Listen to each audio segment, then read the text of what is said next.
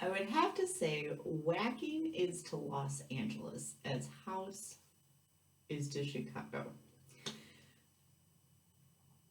Waaking originated in the Los Angeles area and it was created during the time of disco.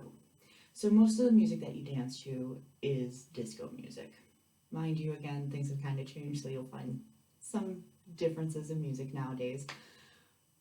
But it still holds that expressionist mindset. And it's all about posing and it's all about doing circular arms.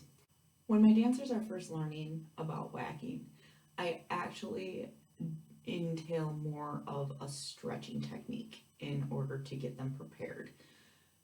Because of the circular rotation of arms that you are required to have for whacking, we want to make sure that you're able to fully stretch that arm up and back without doing a head tilt. And that elbow needs to go upwards. We have to work on the shoulder going down instead of lifting up. So there's a lot of stretches that are involved with that.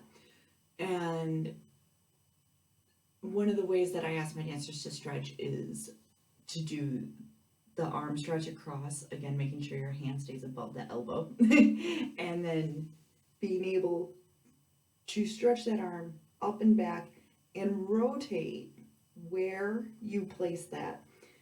Your goal is to get your hand to the center of your spine and be able to strike.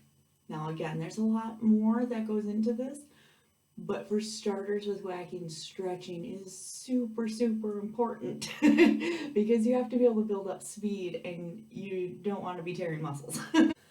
I will see you tomorrow as we talk about more of the history of some of these dances. I will see you then.